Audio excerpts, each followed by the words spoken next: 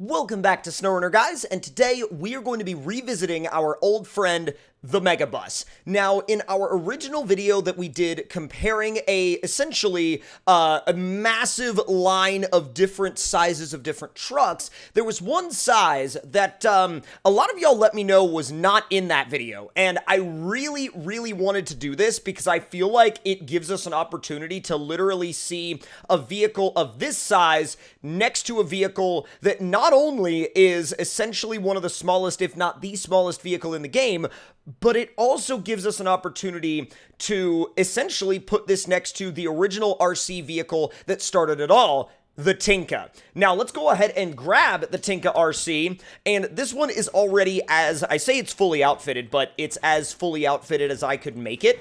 And when I say fully outfitted, I changed the tires, because there's really only one engine option, there's one transmission option. You can't really do anything else in terms of customization to the little Tinka, but once you get it next to the Megabus, the size difference is actually legitimately incredible. I mean, you can drive this thing up to the tire of the Megabus, and it will fit in between the tread of the tires. Look at that. It will literally fit in between the tread of the tires. Now, this would not be a comparison, though, without some very specific challenges. And first off, I'm going to be doing a challenge that I feel like the Megabus, even on small tires, might not be able to do.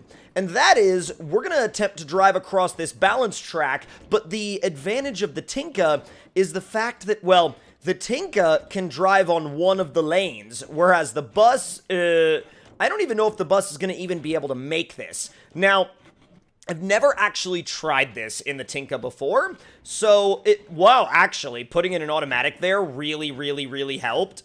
I'm just going to have to be real easy. Ooh, that's terrifying. That's way closer than I thought it was gonna be. I know that this might look extremely easy, but trust me, like, with the way the steering in the Tinka works, one slight mix-up, oh no! One slight mix-up could send you way back where you started again. Alright, that did not go very well. Alright, let's try this again. Oh my god. Alright, we're so close. We're so close. I don't want to launch it too hard off this one because I feel like that might send us backwards. Yeah, okay, so it's not actually capable of making it across this one because it's so steep. But, like, yeah, it's just going to sit there and spin if we try that. Oh, it almost made it. It almost made it, but here's the thing. I genuinely feel like if we were to hit that hard enough, it would probably just, yeah, it would, oh no, it fell in the middle. Yeah, it's too steep for it to actually make it over that obstacle. But here's the thing, right? If we were to grab the Megabus and attempt to do the same thing, well, it probably wouldn't exactly go as planned. Now, it's actually, the wheelbase is so wide that it's going to end up going directly over, well, everything. Now, my question is, though, will I be able to actually make it all the way over by having the wheels to the side? It actually might be possible. Oh, nope. So I think technically we found an obstacle that both the Megabus and the Tinka, in their own separate ways, cannot conquer, which is absolutely hilarious to me. The fact that there's an obstacle that both of these things cannot make their way over is, not only is it genuinely hilarious, but it's actually kind of weird because you would think that with, you know, one vehicle on one end of an extreme and with the other on the absolute opposite end of an extreme, you would think, wouldn't you, that they would, like, that there would be one that would outshine the other completely, but on an obstacle like that, well, you kind of need to be somewhere in the middle. Now, we're going to encourage the Tinka to come with us, and I'm not going to worry about all the damage it's going to take on because we'll repair it when we get where we're going. I mean, even if we didn't have dev tools, there would be a, you know, a repair station we could use. Is it passing me? Bro, it's actually passing me. What the heck are you doing?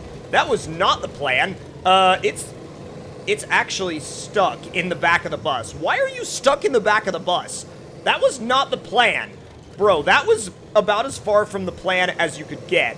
Now, this repair station will repair the Megabus, but I don't think it's going to do anything for the Tinka as of right now, which is fine because we'll repair it with the dev tools once we get to the top of the ramp. Now, I'm sure y'all can figure out at this point where this is going, and I'm sure that we're going to have a... Oh, no. No, no, no, no, no, no, no, no, no, no, no. Oh, no. Well, this went well. Ah! Yeah, it's gonna fall. Dude, it's hanging on by literally a thread. Or, well, technically by a tire. Oh, God. I'm phased into the concrete. That's never actually happened to me on this map before. Like, legitimately, I've never had this happen. And it's kind of weird because I never thought it would happen. I thought if this was gonna happen, I would just, like, end up falling off the side. But I guess, like, you run into new, odd game-breaking scenarios all the time. Why is there still a winch? Ow! Why was there still a winch, and what was it attached to? That didn't make any sense. Alright, can we do this again and actually, like, make our way out there, you know, somewhat correctly this time? Not even correctly, just with everything in one piece. I need to remember to go, like, 2 miles an hour over the top of the climb, because apparently if I don't, like, even if I think I'm going slow enough, I'm gonna launch myself into the air, and that thing is spinning. Bro, the Tinka is actually legitimately in a spin cycle right now. How we got that started, I do not know, but the outcome of it is genuinely brilliant. Alright, whoa, it almost exploded right there. I'm surprised we didn't have an actual, like, physics explosion, because when you have a physics explosion, you essentially launch everything in the air, and it's actually not stuck inside the frame of the bus, which is kind of a miracle now that I think about it. Let's make your way up to the top. Whoa! Alright, you're good there. And it's actually on its wheels, which is another, like, insane feat. Alright, repair and refuel, and stop engine. So, now we're going to have a little bit of a jump competition, and the ramp we're going to use for this is the middle ramp. And while I'm sure that the Megabus is going to go farther, I do want to see how far the Tinka actually goes, because I've never compared these two. Alright, throwing it in high. Oh, there she goes.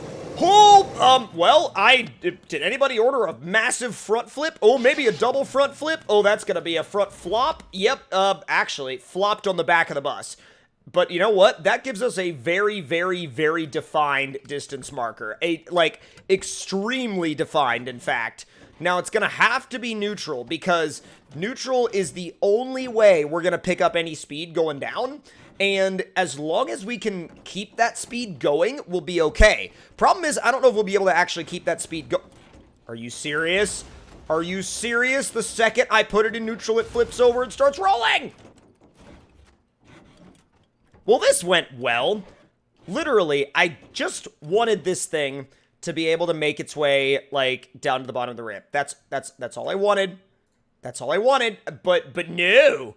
No. Alright, I tell you what, I'm putting a 2017 L400 over here, and I'm gonna do a couple of things to it to essentially pull that other, to essentially pull that Tinka back up to the top of the ramp, because I'm not satisfied with that. I'm so, like, not satisfied with that I literally needed to bring another truck into the mix to fix it. Whoa. This is literally, though, like, this truck is the get everything out of trouble truck. Like, if something is in trouble or, like, one of my rigs needs, you know, needs help, 2017 L400 to the rescue. Almost always for me. Now, I do have to be careful going down the ramp, because if I'm not, well, sketchy things are gonna happen. But, wow, that was very, very well managed. Alright, you're coming back up to the top. I'm not letting you off that easy. You are gonna jump off this ramp, whether you like it or not. Is it cheating if I, like, tie the Tinka to something else and carry it down that way? Because I have a feeling that might be the only way we're gonna actually have some success here. But let's, where are you going? Alright, yep, you're coming with me. You're coming with me. It's still in a spin cycle, although this is way farther than it would have gone on its own. Now, here's my question. The Tinka landed upright. Does it still work? No. The answer to that is absolutely not. 100% nope. Now, I do wonder, though, because of the odd weight of an RC like this, can it in any... Where are you going? Where are you going? I did not tell you to go that way. Like, it caught wind of the fact that there was a hole there that the L400 had dug, and it just dove into it. It just literally freaked out, lost all, like, you know, all control of the front wheels, and was like, yoop, like, right towards that hole. And I'm like, okay, that was not part of the plan here. Like, not whatsoever. But, I mean, I guess if that's the way you want to do it, then that's what we'll come up with. Now, as we literally earthworm inch across the ground, leaving a trail of terrain deformation in our past, I'm curious as to what will happen to this thing when I put it in real mud, because obviously we did that episode with some of the other RCs where we actually took them out to a mud park to see what they would do, and when they got into real mud, they would just essentially sink, but this one is tuned and programmed a little bit differently, so I wonder how it'll actually do. Now, so far, I mean, it's fine, but at the same time, I mean, we're not really in any real mud yet, so once we get into real mud, we'll be able to actually have a little bit of a better understanding of what's going on here. Now, the Megabus is currently in reverse lawn dart mode. Now, how it got there, I'm not entirely sure. Well, I am entirely sure. Doofus driver alert, but don't worry about that. That's fine. That's entirely 100% just fine. Alright, so I can see the mud pit out there. Now, this mud is actually really, really deep. I mean, this is really properly gnarly mud. This is where you could swamp out, like, trucks like the 2017 L400, even in mud truck form. Now, wow, putting it in high slows it way down. Okay, we're not going to do that. We are not going to do that. As a matter of fact, I'm just going to point it straight at the mud pit and just, like, dive right into it and see how far it goes before it just becomes one with the map. Now, there's a little bit of, like, I would almost say, like, a raised area right here. I almost call it a sandbar, but it's not sand. It's just mud. All right, here she goes. Already, we're slowing down, like, quite a bit. Quite a bit. And it's, well, I mean, it's moving, but it's not moving very much. There's low, like, standard low is actually what gets us the most movement, and ironically enough, I mean, it's not like it ever fully stops. That's the biggest thing, is that it's not like it ever fully stops, but you also gotta remember that the mud that we're in right now is nowhere near as deep as the mud in, like, the entire rest of the area. Now, oh, I didn't realize we could start this back up. Oh, never mind. We can't start this back up. Yeah, we're gonna need to bring a rescue truck down here. Repair and refuel, please.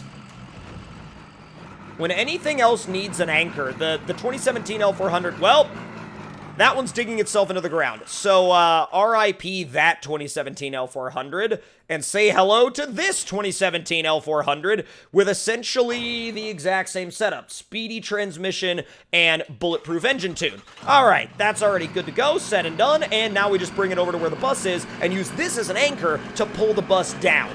The odd steps that you have to go through sometimes with the physics in this game are very, very weird. Alright, hopefully you're a strong enough anchor for the bus. I am, like, genuinely hoping you're a strong enough anchor for the bus. Come on, come on, come on, come on. I don't even care if I flip it to the side. I just want this thing to flip over. Because if I flip it to the side, then I can actually back up. I can drive to the opposite side of it, and I can, like, pull it down onto its other side. My only thing is, let me get through that deep stuff first, because if I stop in there, I have a... Oh, no. I can't reach it. Can I reach it now? Just about. Alright, come with me. Is this even possible? I don't know. I really, truly, honestly don't know. I would assume that it would be possible, but then again, never assume in SnowRunner. Now, here's the thing that I've just realized. Why am I messing around with that when I could just recover this guy back to the garage and drive it down to the mud pits in literally no time flat, because it can actually drive over everything? That was a bit of a... Wow, that was a bit of an oof. Alright, come on, pick up speed, pick up speed. It takes it a minute to get up to speed because of how, you know, incredibly tall the tires are, but again, we're not going to think about that right now. We're just going to drive it through the trees, get it on down to the mud pit, and almost there. Just don't flip it over.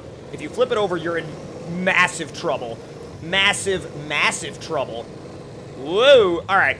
So now that we're down here, I'm going to launch it into the mud pit just for a little bit of a run and see if it gets swamped out in any way, shape, or form. I don't think it will, but okay, yeah. So essentially, mud like this is, I mean, it slows it down a little bit, but in terms of depth, I mean, we're essentially driving through a puddle, and it pretty much fully ignores it. So, in terms of comparison, now that we've compared the actual current, at the time of filming this video, largest vehicle in the game with the Tinka, which is one of the smallest vehicles in the game, let me know any thoughts and opinions and suggestions in the comment section down below that you guys would like to see. And with that, thank you all so much for watching. Hope you enjoyed, and I will see y'all next time. Talk to y'all later.